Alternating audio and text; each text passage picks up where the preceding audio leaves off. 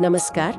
आज हम भगवत गीता के एक बहुत अहम श्लोक पर बात करने वाले हैं। अध्याय 2 श्लोक 11। ये वो मोड़ है जहां अर्जुन एकदम टूट चुके हैं युद्ध भूमि में। हाँ बिल्कुल, अपने ही लोगों के खिलाफ लड़ने का विचार ही उन्हें हिला देता है। और तब श्री कृष्ण उन्हें कुछ ऐसा कहते हैं जो गीता के मूल उपदेशों में से एक बन जाता है।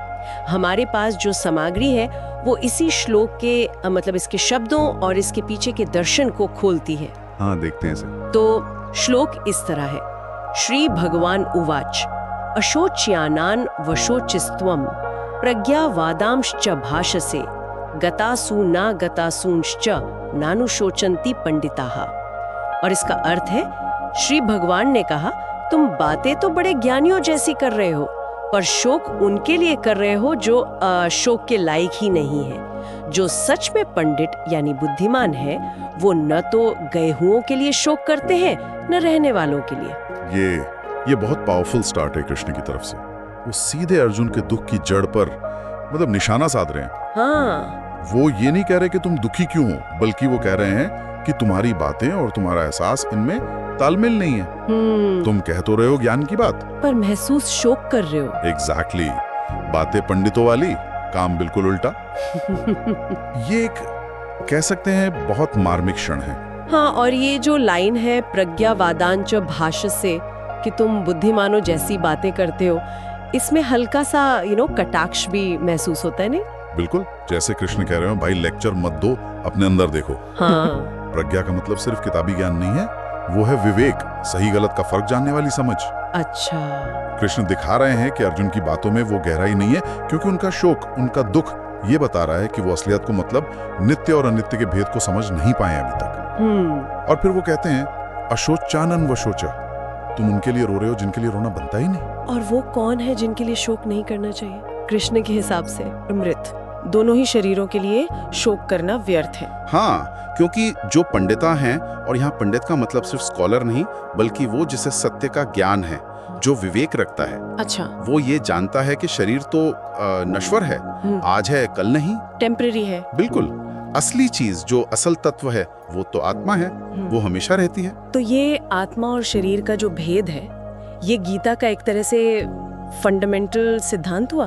बिल्कुल, फाउंडेशन है ये। शरीर बदलता है, आता जाता है, पर आत्मा शाश्वत है। सुनने में तो ये काफी स्ट्रेट फॉरवर्ड लगता है, पर इसे असल जिंदगी में उतारना, खासकर जब कोई अपना चला जाए, ये तो बहुत मुश्किल होता होगा। बहुत जरूरी सवाल उठाया आपने। आसान बिल्कुल नहीं है। देखिए, यही तो गीता का पूरा संघर्ष है। हाँ। जो हम जानते हैं और जो हम असल में जीते हैं, उसके बीच का फासला। कृष्ण यहाँ सिर्फ एक फिलॉसफी नहीं बता रहे, वो अर्जुन को और हम सबको भी उस गहरी अटैचमेंट, उस मोह की तरफ इशारा कर रहे हैं जो हमें इस नश्वर शरीर से बांध देता है। और इसी मोह को वो अज्ञान कहते हैं। सच्चा ज्ञान सिर्फ ये रट लेना नहीं है कि आत्मा अमर है, बल्कि इस ज्ञान को इतनी गहराई से महसूस करना है कि वो हमारे देखने का नजरिया, हमारा व्यवहार बदल दे। तो ये जो समझ है कि मैं शरीर नहीं हूँ, मैं आत्मा हूँ, क्या यही वो चाबी है जिससे हम दुख और शोक से पार पा सकते हैं? हाँ, मोटे तौर पर कह सकते हैं। इसे ही आत्म साक्षात्कार, मतलब अपने असली स्वरूप को जानने की तरफ पहला और शायद सबसे इम्पोर्टेंट कदम माना जाता है। अच्छा, जब ये समझ पक्की हो जाती है कि हमारा असली वजूद शरीर के आने जाने से परे है, तो फिर दुनिया के नुकसान, बदलाव, ये सब उतने ज्यादा परेशान नहीं करते। डर कम हो जाता है शायद। डर कम होता है और शांति बढ़ती है। ये ज्ञान सिर्फ दिलासा नहीं है, ये असल में मुक्ति का, फ्रीडम का रास्ता खोलता है। तो अगर सार निकालें तो गीता का ये 11वां श्लोक हमें ये सिखाता है कि दुख अक्सर गलत चीज पे फोकस करने से होता है। हाँ। यानी नश्वर शरीर पर। हाँ। जबकि फोकस होना चाहिए शाश्वत आत्मा पर। और ज्ञान सिर्फ बातों में नहीं, समझ और एक्शन में दिखना चाहिए। बिल्कुल सही कहा। और यहीं से ना एक सोचने वाली बात निकलती है कि अगर हम सच में मतलब पूरी तरह से इस बात को मान लें, आत्मसात कर लें कि हम शरीर नहीं शाश्वत आत्मा हैं, तो जिंदगी में जो बदलाव आते हैं, जो नुकसान होते हैं, यहाँ तक कि जो अपनी मौत का ख्याल है, उसके प्रति हमारा रवैया कैसे बदल सकता है? हाँ, ये तो गहरा सवाल है। क्या डर और दुख की जगह शांति और एक तरह की स्वीकृति ले सकती है? इस पर सोचना मुझे लगता है इस श्लोक के असली मैसेज को जीने की तरफ एक कदम हो सकता है।